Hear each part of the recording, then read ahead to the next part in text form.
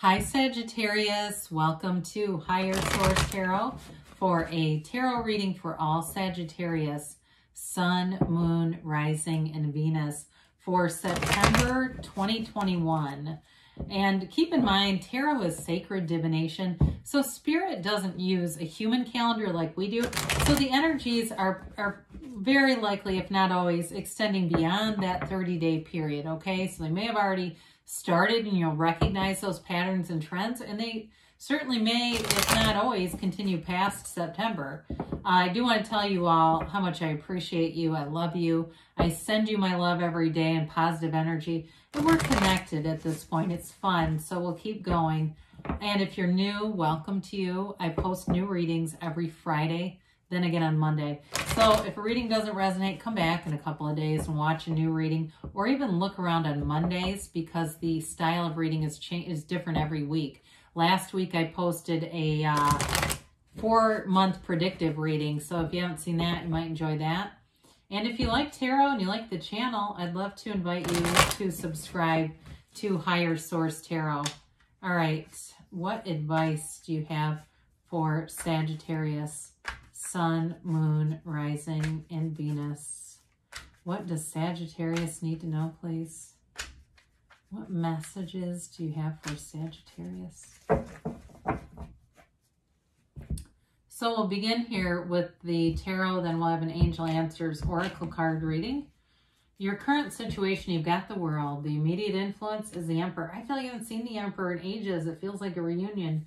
Your destiny, you've got the Two of Cups. The distant past, you have the Six of Cups. The more recent past, the Seven of Wands. You have the Chariot as the energy coming towards you. You're represented by the King of Cups. The person or situation you're attracting is the Queen of Swords. And you've got the Nine of Swords in the hopes and fears, Eight of Pentacles in the outcome. Now the bottom of the deck, this is interesting. You've got some awesome cards here, by the way. Really great energy. You've got Aries and Cancer here. You've definitely got water. So if you're attracting a water sign, they're showing up here. It doesn't have to be, but they do show up here. So the Eight of Wands, I feel like you've got some information that makes a choice a lot clearer. It is a choice to move on, and it may be into moving into something new, a new endeavor, but there's a really strong energy behind it, an energetic connection. So if it's not a job and it's a love interest, I definitely see you being committed to that. You know, the Seven of Cups has a lot of different options, and it can lend itself to a little bit of confusion. But with that Eight of Wands, that's like brace for change. You know, you don't make usually big changes when you don't know what to do, right? And so with the Five of Pentacles, it's an energy of moving towards what you want, you know, especially if you left something that just wasn't quite right. It wasn't horrible, but it just was not, you know, it wasn't really meeting your heart's desire. It's time to move forward with that, but you don't move alone. The Five of Pentacles, you've not lost everything. It really is not about being rejected as much as it is about moving forward into something, but it's a little bittersweet. So if it's a job for you, it may be a job that you did enjoy some of the people or aspects of it. It just wasn't right and you had to move on. Same thing with a relationship, okay?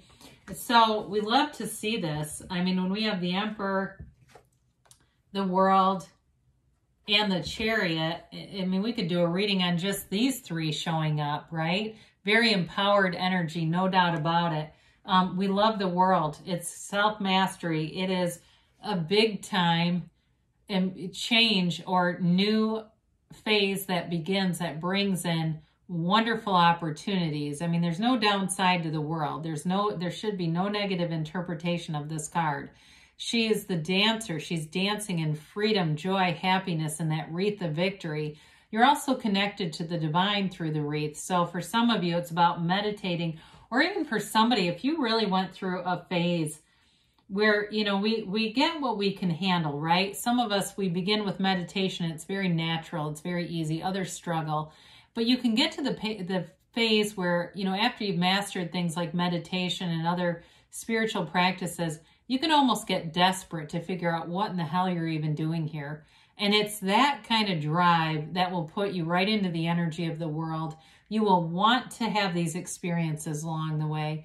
And so with the energy of the Emperor here, it's definitely a card of using logic, he is a card of wealth too. So anything with money looks really good here for you. He is an energy of protection as well. So I do feel like in a relationship, anything that you go into, I feel like you're going to do it with a little bit more care or concern. Like that energy of protection, I feel like is really making sure it's the right thing to do, not just going into anything because you feel like it, you know. The Emperor too offers wisdom. He has the pool of consciousness runs through the card. It's that knowing. It is using the mind though for logic. And I also want to say this. If it's a person you're attracting, because they're represented by the Queen of Swords, they could be an air sign, but they also may be in something like law enforcement or the Air Force or something like that. I got Air Force for some reason. Or something where they're even like traffic control. I mean, it's something where I feel like they do something to manage a lot of people and direct things in a very positive way. It's a very empowered reading. It also could be somebody in law too, like a lawyer, or they work in the law somehow.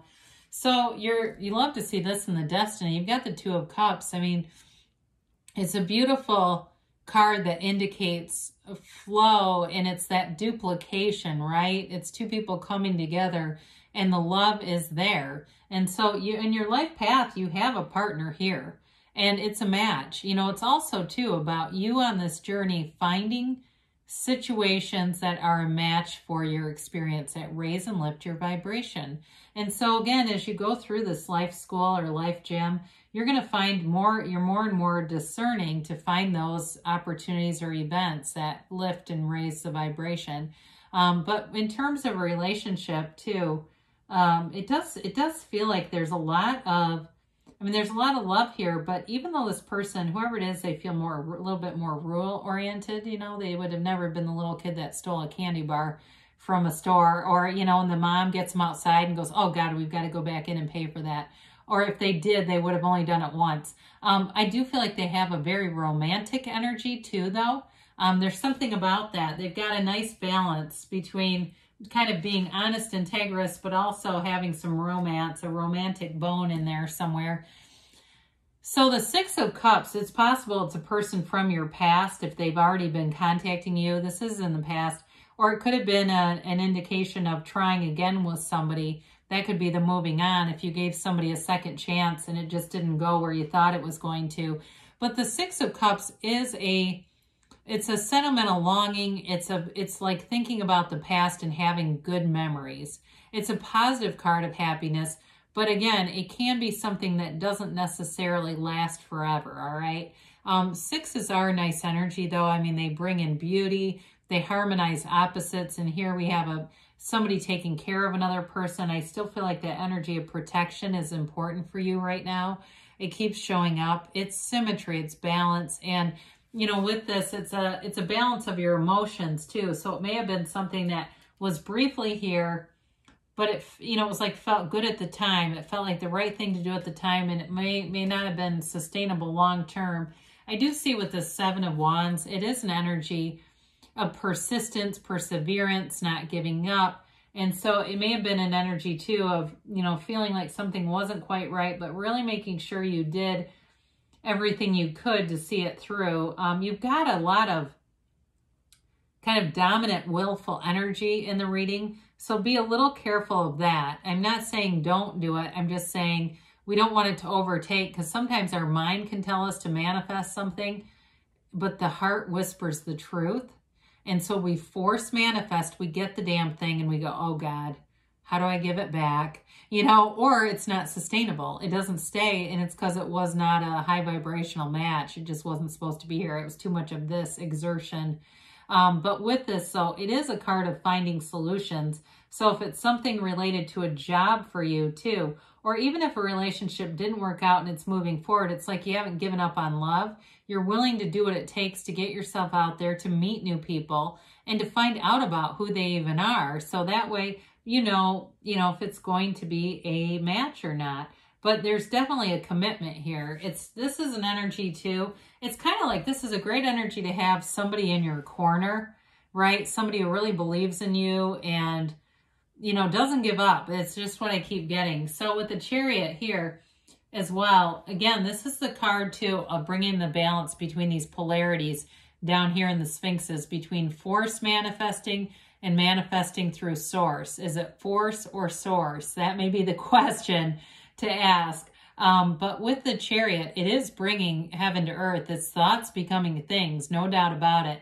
You have a powerful ability to attract to you right now. You're like a magnet. So just be aware of that and don't get scared. I mean, sometimes people get afraid of what they've said. I have a daughter and she met someone who said, oh God, don't say that, you'll manifest it. If you don't have strong feelings with it, it doesn't really go anywhere. But if you do have strong feelings, that's how we manifest stuff that we didn't really say we wanted, but we felt it, right? So with the Chariot, in terms of work stuff too, you move forward, you've got money here. It is a card of travel too. So with the Eight of Pentacles being here, you'll have the money to go do things if that's what you want to do with this. But it's definitely a card of success and abundance. So we welcome this. This is a great card to have in the placement that it's in, to have it as energy coming towards you, because you feel empowered. You feel like you can do anything. Now the King of Cups comes in, and this represents your energy. You've got a very approachable energy, even though there's all this sort of powerful, confident energy around you. There's still love here. You still have a capability to be soft and generous and compatible with people. The King of Cups is also about self-development. So some of you may have taken a look at yourself if you had some relationships or things that didn't go how you thought they would. It's inventory. That's what I'm trying to say. It's like an inventory of yourself and then taking the action to improve. But overall with this, it's also having emotional stability. So part of why you're manifesting so easily is you do have control over your own emotions. So they're not just wildly out of control. I do feel like whoever you're attracting, they like this part of you. The warm, passionate part of you is always attractive, but this too, where it feels like home. That's what I get. It feels like home to them. So the energy that you are attracting, or the person or situation, is the Queen of Swords. We talked about too, this can be the card of the lawyer, or somebody's very shrewd, very much follows the rules though, very integrous person. They don't play games. They say what they mean and mean what they say. And you always know what you're getting with them. There's never really a surprise here. It can be an energy of not taking things too seriously. So again, if you get caught up in this trajectory of success, dominance, right? World domination, there could be some little things that the universe brings in that kind of, not a setback, but they kind of make you realize some things, and it just can make you laugh. And when we see things that happen, it's good to communicate back, and you can say it out loud. Some would say that the vibration of your speech is impactful. So if you get pennies from heaven, or you see a butterfly or a bird that speaks to you saying, hey, I see that, right out loud. I see that, and I know you're talking to me. I know we're communicating. And so your neighbors might think you're nuts, but who cares about them? So with this, it's definitely a card, though, of clarity, of communication. And whoever it is, like I said, they'll be direct about what they're interested in. If it's a job for you, too, though, it's very no nonsense. And even though the Queen of Swords can be a little bit harsh, you know where you stand. So if it's a job, you won't have questions about how am I going to get paid? Are they going to do what they say? They'll do what they say if that's them. So with the Nine of Swords, there's a little bit of restlessness here. And I do feel like it has to do with some of the changes that are happening in your environment with you. There's an adjustment period with this. It's sort of like some growing pains, some spiritual growing pains. As we ascend, we want these experiences. I've recently heard something, it keeps sticking out to me, but that the earth, or our interactions, experiences here are like a gym, and we're working on our spiritual fitness. We're raising our vibration, and that's part of those experiences that sometimes are painful can lend to the most spiritual development. And so, whoops, with the Eight of Pentacles here, it's that laser focus energy. It's really knowing what you want, investing in it. So in a relationship, I do feel like both of you are invested, but in a job too. there's no unequal energies here where one person's really interested and the other one isn't. Or even with a job, it's like you all are above board. Everybody wants the same stuff and you're all going to put into it. Now, this too, for some of you, if it has anything to do with saving money, you'll have a wonderful, use of self-restraint and not doing silly things with money. Okay, if that's important for you. If you find that you buy a lot of little piddly stuff, you may just sort of miraculously stop doing that. It's just a natural thing that you don't even notice that you've stopped doing it. So I do feel like there's an increase of money coming in, and it feels very natural. It doesn't feel restrictive, like, oh, I wish I could buy that, but it wouldn't be a good idea because I want to go to Greece, and if I buy that, I won't have, it's just more of like, you just don't even notice it. So what your desires are prominent like that, it makes it very easy for you to just suddenly change some of your behaviors without even thinking. All right, let's see about a timeline here for Sagittarius, please. Excuse me. You have asked for help from others. So, even though you've got a lot of really dominating energy, this sometimes can come out because they're trying to tell you that would really be a big help. Recovery. This can be a spiritual recovery. We talked about that spiritual gym that we're all in here. Sometimes it feels like a hamster wheel, but forgiveness, okay? So there's not anything really here that shows that other than moving forward from something. So with this, you've got within the next few weeks. So things are manifesting. You have a yes. So good things are on the way for you, Sagittarius. I love you, and I'll be back again soon.